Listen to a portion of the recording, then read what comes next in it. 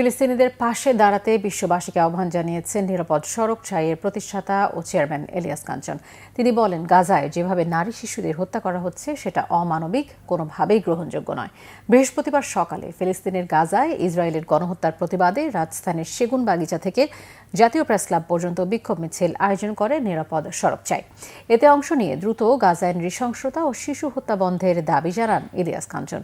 তিনি বলেন, সারা বিশ্বের শান্তিপূর্ণ প্রতিবাদ সমাবেশের মধ্য দিয়ে জনমত সৃষ্টির ফলে দখলদার ইসরায়েল ও আমেরিকার ওপর চাপ বাড়ছে, যার কারণে তাদের মিত্র যুক্তরাষ্ট্রের প্রেসিডেন্ট ডোনাল্ড ট্রাম্প ইসরায়েলি প্রধানমন্ত্রী বেনিয়ামিন নেতানিয়াহুর সাথে সম্প্রতি শীতল আচরণ করছে।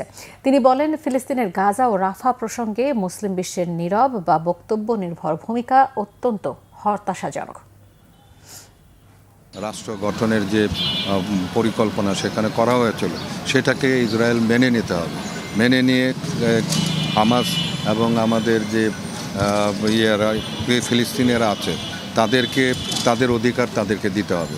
এটা না দেওয়া পর্যন্ত এই বর্বরতা এগুলো কিন্তু থামবে।